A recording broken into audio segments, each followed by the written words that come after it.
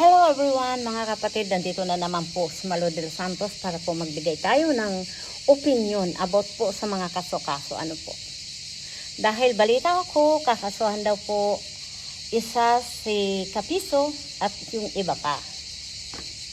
Alam niyo po mga kapatid, bilang isa pong nakasubaybay o nakasuporta po dito sa mga kaibigan natin, ako po ay nakapagtanong-tanong na at about po sa mga kaso-kaso. Dito sa social media po, mahirap basta ang kaso. Lalong-lalo na kung pare-parihas kayo nagre-rebatan, nagsasagutan, at ang mga ibinabato sa inyo ay galing din mismo sa mga bibig nyo. Kaya po ako, sa kasong ito, kung sino ang tama, doon po ako susuporta. Ano po? Kung mali si Kapiso, wala akong masasabi dahil ako po ay nakasubaybay din po kay Kapiso. Nakikita ko po kung paano siya magrebatan. Kaya tuloy lang ang laban. Nandito kami para sumuporta bilang isang kaibigan, di ba po? Wala po kami ditong pinitulak habigin, basta po nasa tama tayo. Good vibes lang po ang ating naririnig. Ayaw ko na, may nagsabi nga daw po, ako daw po ay kakampi na ni Dr. Love. Wala po akong kinakampihan. Basta ako po, ang mahalaga sa akin, yung nakapagpatawad tayo at hindi naman po tayo basta-basta ganun kakampi. No? Dahil ako po, ayaw ko ng kampihan dahil mayroon tayo pong mga sariling pag-iisip. Ang mahalaga po, makinig tayo, pakinggan natin kung ano ang mga side ng bawat isa bilang isang mga content creator, di ba po? Mahalaga po yun sa ating lahat na mga viewers, na mga supporter. Dapat tayo magmatsyag. Hindi basta-basta yung tayo na lang comment ng comment, kampi dito, kampi doon, dahil alam nyo po, nakakasama talaga po yung kampihan.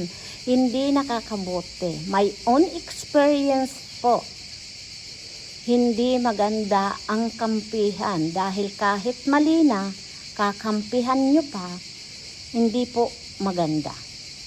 Tayo po ay nagsasabi lang ng pawang katotohanan. Mahirap sa tao yung tayo po nang babalahura. Di ba po? Lalong-lalo na po yung tayo po nang aapi ng kapwa. Lalo na po sa mga beneficiary. Ang mga viewers po, alam nila kung ano po ang ipinaglalaban nila.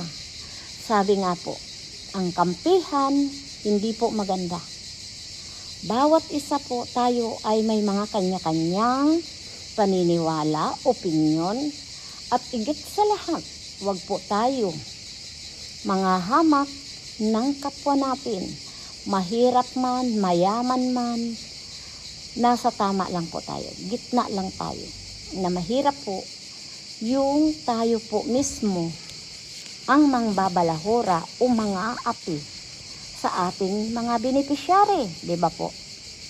Kaya ang lagi kong natututunan po sa experience ko dito sa social media, wag tayong padalos-dalos, manghamak, mag-comment ng hindi maganda sa kapwa natin. Dahil hindi natin po alam ang pawang katotohanan, mga kapatid.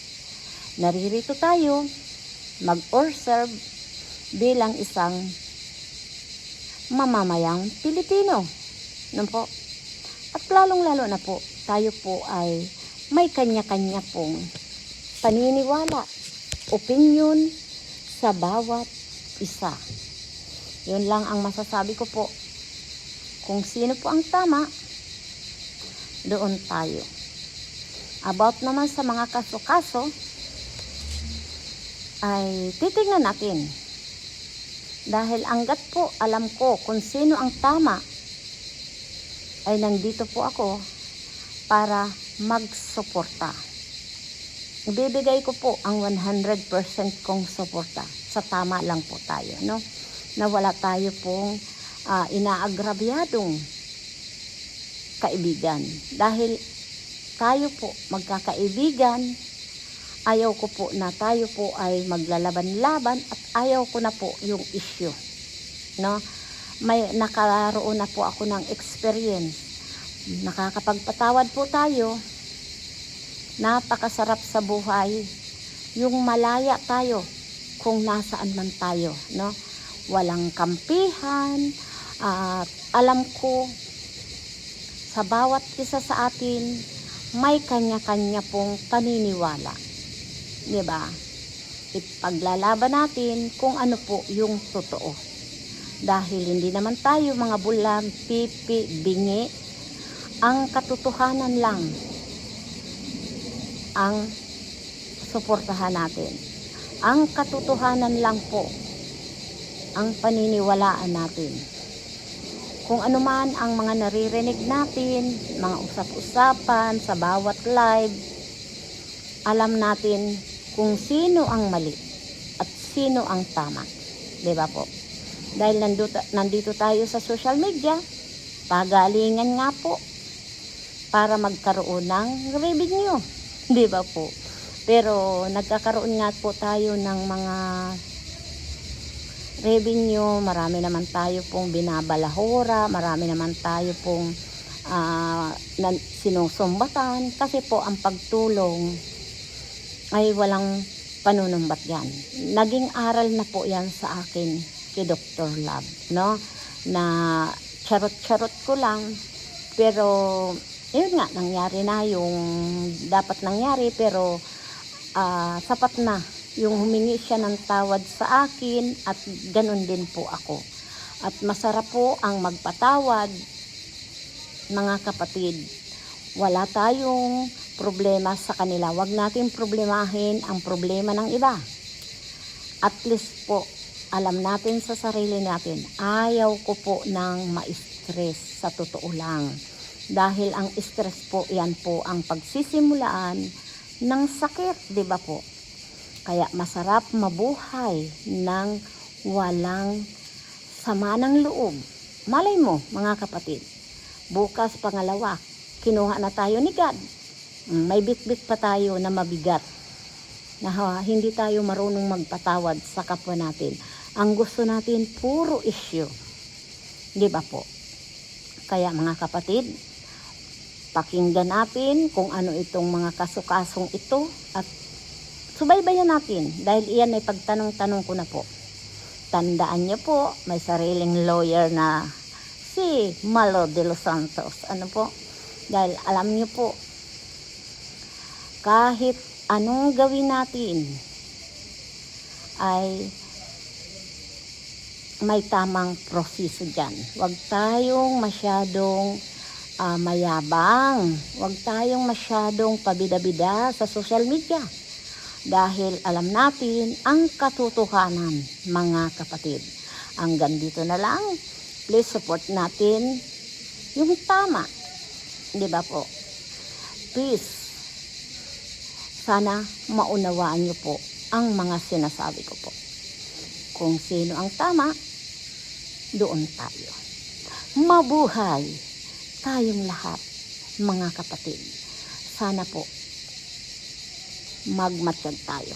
Doon tayo sa tama. Please support Malo de los Santos. Mabuhay. We love you so much, mga viewers na nagmamahal kay Malo de los Santos. Thank you so much. Bye-bye.